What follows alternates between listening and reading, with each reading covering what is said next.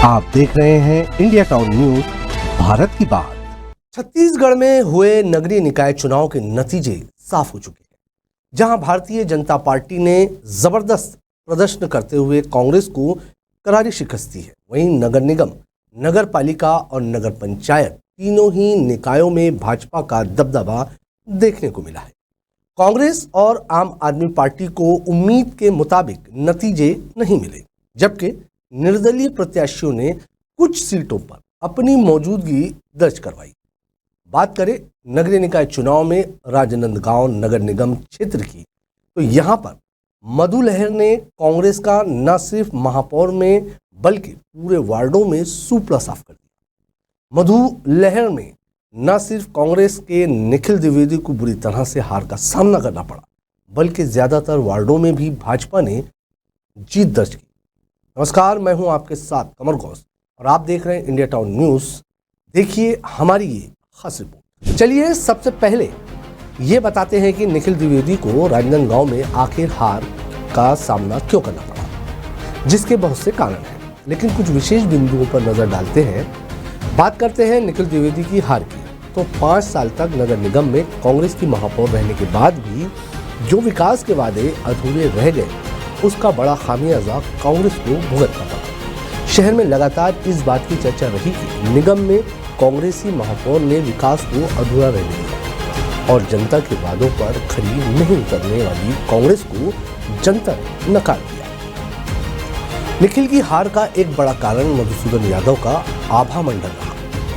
जननायक कहे जाने वाले मधुसूदन यादव ने सांसद और महापौर रहते हुए जनहित के लिए जो काम किए थे वो जनता भूली नहीं थी, जबकि भूपेश बघेल का राजनांदगांव से सौतेला व्यवहार जनता को याद था। इसलिए भी जनता ने कांग्रेस को एक सिरे से खारिज कर दिया। कांग्रेस की हार का एक बड़ा कारण ये भी रहा कि कांग्रेस ने भाजपा के कद्दावर नेता के सामने निखिल द्विवेदी जैसे युवा को मैदान में उतार दिया, जो नाम की घोषणा होने के साथ ही कमजोर नजर आने लगे। जहां एक और भाजपा के तमाम बड़े नेता राजनांदगांव के चुनाव में अपनी ताकत झोंके हुए थे, वहीं कांग्रेस के आला नेताओं ने न सिर्फ आपसी मनमुटाव को जाहिर किया, वहीं प्रदेश स्तर के बड़े नेताओं ने भी प्रत्याशी को अकेला छोड़ दिया। इस पूरे चुनाव में कंट्रोवर्सी हावी हुई, जहां एक तरफ निखिल ने पूर्व मुख्यमंत्री डॉक्टर रमन सिंह को शहर में नहीं घुसने देने की बात कही, वहीं पलटवार में मधुसूदन यादव ने कहा, किसने अपनी मां का दूध पिया है तो रोक कर दिखाओ। इस बयान के बाद कांग्रेस ने इमोशनल कार्ड खेलना शुरू किया और शहर की सभी माओं को सामने ला दिया, लेकिन कांग्रेस का ये खेल जनता समझ गई और उनके बहकावे में न आते हुए भारतीय जनता पार्टी का साथ दिया और बीजेपी भारी बहुमत से कामयाब। वहीं जब हम मधुसूदन यादव की बात करें तो मधुसूदन का नाम भारतीय जनता पार्टी के कद्दावर नेताओं में आता है।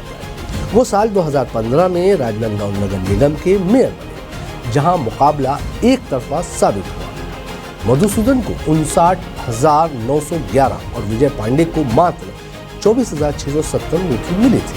आपको बता दें कि मधुसूदन यादव भारतीय जनता पार्टी के कद्दावर नेता होने के साथ साथ मिलनसार और जनता से जुड़े नेता हैं, या ये कहे कि मधुसूदन जमीन से जुड़े नेता और अमीर और गरीब में फर्क न करते हुए सभी की परेशानियों और उनके सुख दुख में शामिल होने वाले नेताओं में शामिल है। क्लोजिंग बता दें कि इस नगरीय निकाय चुनाव में 75.82% वोट हुए हैं। महिला, पुरुष और यहां तक कि युवा वर्ग ने भी मतदान में बढ़ चढ़कर हिस्सा लिया और अपने वोट अपने पसंद के प्रत्याशी को डाले।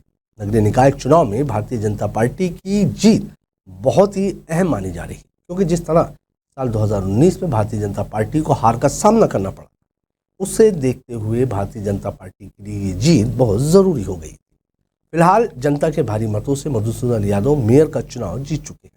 अब देखना ये होगा कि राजनांदगांव की जनता जिस आधार पर बीजेपी को वोट दिया, उस पर वो कितना खरे उतरेंगे। फिलहाल आज की हमारी खास रिपोर्ट में इतना ही। मुझे दीजिए इजाजत और आप देखते रहिए इंडिया टाउन न्यूज, भारत की बात। नमस्कार।